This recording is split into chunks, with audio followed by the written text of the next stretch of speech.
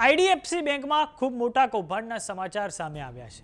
આ બેંકમાં કરોડો રૂપિયાની છેતરપિંડીનો મામલો સામે આવ્યો છે, જેનાથી રોકાણકારોમાં ભય ફેલાયો છે, સાથે જ શેરના ભાવોમાં પણ કડાકો થયો છે।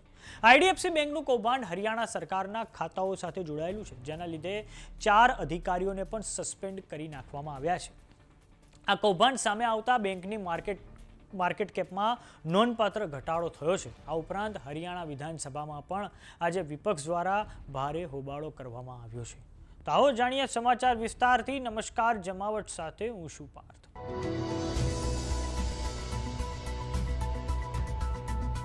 આઈડીએફસી બેંકની ચંદીગઢ શાખામાં કૌભાંડ સામે આવ્યું છે, જેમાં લગભગ 590 કરોડ રૂપિયાની છેતરપિંડી થઈ છે। આઈડીએફસી બેંક દ્વારા શેર બજારને જે માહિતી આપવામાં આવી છે, તેમાં કહેવામાં આવ્યું છે કે આ છેતરપિંડીમાં બેંકના કેટલાક કર્મચારીઓ શામેલ છે।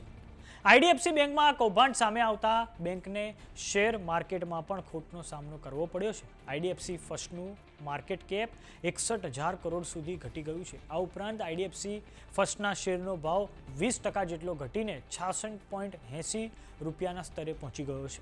આઈડીએફસી બેંકની ચંદીગઢ શાખામાં હરિયાણા સરકારના કેટલાક ખાતાઓમાં છેતરપિંડી થઈ છે। આ ખાતાઓમાં મેચિંગની પ્રક્રિયા ચાલી રહી છે, જેમાં લગભગ 590 કરોડ રૂપિયાની રકમ સામેલ છે। બેંકે શોધવાનો પ્રયાસ કરી રહી છે કે આ ગરબડી ક્યારથી ચાલી રહી છે।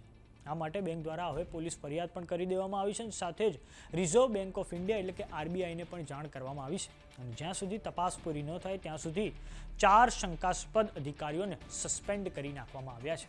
આ સમગ્ર મામલે આરબીઆઈના ગવર્નર સંજય મલ્હોત્રાની પણ પ્રતિક્રિયા સામે આવી છે। આવો સાંભળીએ તેમણે શું કહ્યું છે। તો આઈડીએફસી ફર્સ્ટ બેંકે તે બેંકોને પણ રિકોલ રિક્વેસ્ટ મોકલી છે, જેમના ખાતાઓમાં શંકાસ્પદ પૈસા ટ્રાન્સફર કરવામાં આવ્યા છે। બેંકે અન્ય બેંકોને તે શંકાસ્પદ ખાતાઓમાં રહેલા બેલેન્સને હોલ્ડ કરવાની વિનંતી કરી છે, જેથી પૈસાની ઝડપથી રિકવરી કરી શકાય। આઈડીએફસી બેંકના કૌભાંડના કારણે હરિયાણા વિધાનસભામાં પણ વિપક્ષ દ્વારા આજે ભારે હોબાળો કરવામાં આવ્યો છે। આ બાબતે હરિયાણાના મુખ્યમંત્રી નાયબસિંહ સૈનીએ કહ્યું છે કે આ ખૂબ ગંભીર વિષય છે અને આ માટે અમે ખાતાના પૈસા ઓથોરાઇઝ્ડ બેંકમાં મોકલવાનો આદેશ આપી દીધો છે। આ કૌભાંડને લઈને સેબીને પણ પત્ર લખી દેવામાં આવ્યો છે, સાથે જ કૌભાંડને લઈને એન્ટી કરપ્શન બ્યુરો અને વિજિલન્સ વિભાગને તપાસ સોંપી દેવામાં આવી છે। તો આવો સાંભળીએ હરિયાણાના મુખ્યમંત્રી નાયબસિંહ સૈનીએ હરિયાણા વિધાનસભામાં શું નિવેદન આપ્યું છે। क्योंकि सरकार पैसा होता है अलग अलग बैंकों में रखते हैं। जो आईडीएफसी फर्स्ट बैंक है उसके अंदर भी हमारी सरकार के 3-4 विभागों का अलग अलग पैसा उसमें रखा हुआ था।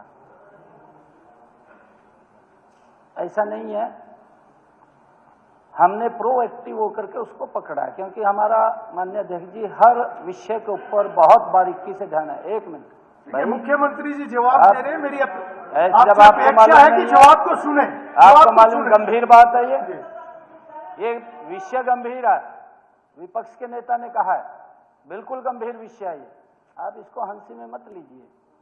हमने माननीय अध्यक्ष जी उसको, क्योंकि जो मैंने कहा है कि हमारे यहाँ हर विषय के ऊपर है, जब उसके अंदर कुछ गड़बड़ियां लगी, विभाग ने भी स्टेटमेंटें मंगवाई, तो उसके अंदर जो स्टेटमेंटें थी वो स्टेटमेंटें मैच नहीं कर रही थी। तो मैच नहीं कर रही थी, उसके ऊपर तुरंत सरकार ने निर्णय लिया कि जितना पैसा है वो पैसा सारा का सारा विद ब्याज अधिकृत बैंक में ट्रांसफर कर दिया जाए। तो तुरंत निर्णय किया, परंतु आज अखबार के माध्यम, सोशल मीडिया के माध्यम से कि इस बैंक ने, जो आईडीएफसी फर्स्ट बैंक है, इसने सेबी को एक लेटर लिखा और ये कहा कि हमारे यहाँ पर ऐसे ऐसे करके उन्होंने अपने बचाव के अंदर, क्योंकि ऑथराइज बैंक होते हैं, अपने बचाव के अंदर उसने सेबी को लेटर लिखा है और कहा कि कर्मचारी ने गड़बड़ की है। परंतु माननीय अध्यक्ष जी, क्योंकि गंभीर विषय है और हमारे माननीय विपक्ष के नेता ने इस विषय को उठाया है, हम इसके ऊपर बड़ी गंभीरता से लगे हुए हैं। हमने इसको तुरंत एंटी करप्शन ब्यूरो और हमारा जो विभाग See, we do not, as a policy, we do not comment on any individual bank or regulated entity.